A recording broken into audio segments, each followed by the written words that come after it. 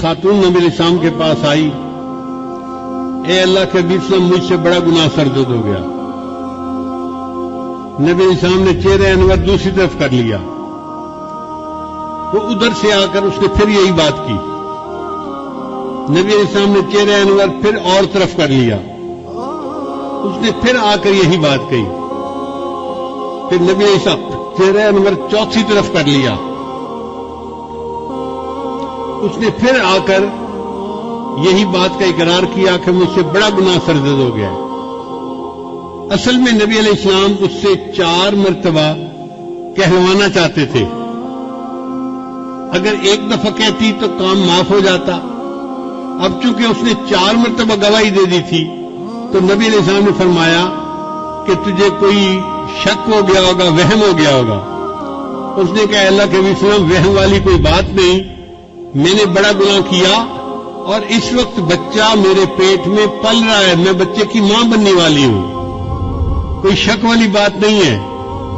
تو نبی علیہ السلام نے فرمایا اچھا، جب تک بچے کی ولادت نہیں ہو جاتی تم جاؤ، جب ولادت ہو جائے پھر میرے پاس آنا۔ یہ عورت اپنے گھر واپس چلی گئی۔ آپ غور کریں، اس عورت کے سر پہ پولیس مسلط نہیں تھی، یہ کہیں جیل کے کمرے میں بند نہیں تھی، یہ اپنے گھر میں تھی۔ اگر یہ چاہتی وہاں سے کہیں چلی جاؤں دور تو یہ اپنے ہسبینڈ کے ساتھ کسی اور بستی میں جا کے رہ جاتی، مگر یہ بھاگی نہیں اور اپنی بات سے پیچھے بھی نہیں ہٹی۔ جب بچے کی ولادت ہو گئی تو اپنے بچے کو لے کے پھر نبی علیہ السلام کی خدمت میں آئی، اے اللہ کے حبیب صلی اللہ علیہ وسلم، میرا بچہ پیدا ہو گیا، بیٹا پیدا ہوا ہے، اور میں آئی ہوں کہ آپ مجھے پاک کر دیجئے، میں قیامت کے دن اللہ کے سامنے ناپاک حالت میں نہیں جانا چاہتی۔ تو نبی علیہ السلام نے فرمایا تمہارے قریب میں کوئی عورت ہے جو اس بچے کو دودھ پلائے؟ تو پتہ چلا کہ کوئی اور عورت ایسی نہیں تھی بچے والی جو اس کو بھی دودھ پلاتی۔ اس زمانے میں ڈبوں کے دودھ تو ہوتے نہیں تھے، مائیں دودھ پلاتی تھی، تو کوئی اور عورت قریب نہیں تھی۔ تو نبی علیہ السلام نے فرمایا اچھا تم جاؤ اور بچے کو اتنی دیر دودھ پلاؤ کہ یہ دودھ کی بجائے کھانے کی چیزیں کھانے لگ جائے، سالڈ لینا شروع کر دے۔ وہ عورت گھر واپس آ گئی اپنے بچے کو لے کے۔ اب اس کے پاس 2 سال کا وقت تھا، کیونکہ دودھ پلانے کی عمر عامین یومین کاملین 2 سال پورے ہوتی ہے۔ اس عورت نے بچے کو 2 سال دودھ پلایا تو بچہ اتنا بڑا ہو گیا کہ وہ روٹی کا ٹکڑا کھانے کے قابل ہو گیا۔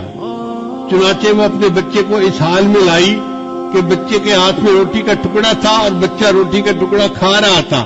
یہ پروف تھا اے اللہ کے نبی صلی اللہ علیہ وسلم، اب میرا بچہ دودھ کا محتاج نہیں رہا۔ اے اللہ کے نبی صلی اللہ علیہ وسلم، میرے اوپر حد جاری کیجئے اور مجھے پاک کر دیجئے۔ اس کا مطلب یہ کہ اس عورت کے دل میں ایک آگ لگی ہوئی تھی، ندامت کی، شرمندگی کی، کہ میں گناہ تو کر بیٹھی ہوں لیکن میں اس گناہ کی حالت میں اپنے رب کے سامنے نہیں جانا چاہتی۔ میں چاہتی ہوں کہ میرا اللہ میرے گناہ کو دنیا میں معاف کر دے اور میں آخرت کی ذلت سے بچ جاؤں۔ چنانچہ نبی علیہ السلام نے اس عورت کو رجم کرنے کا حکم دیا۔ حضرت عمر رضی اللہ عنہ نے جب اس عورت کو پتھر مارا تو خون کا کوئی چھینٹا ان کے کپڑے پر آ کر گرا، تو انہوں نے اس عورت کو کہا یہ کتنی ایسی ہے اور ویسی ہے، اپنے قبیلے کو بھی بدنام کیا، ماں باپ کو بھی بدنام کیا، اور ایسی حرکت کرنے پہ تجھے شرم نہیں آئی؟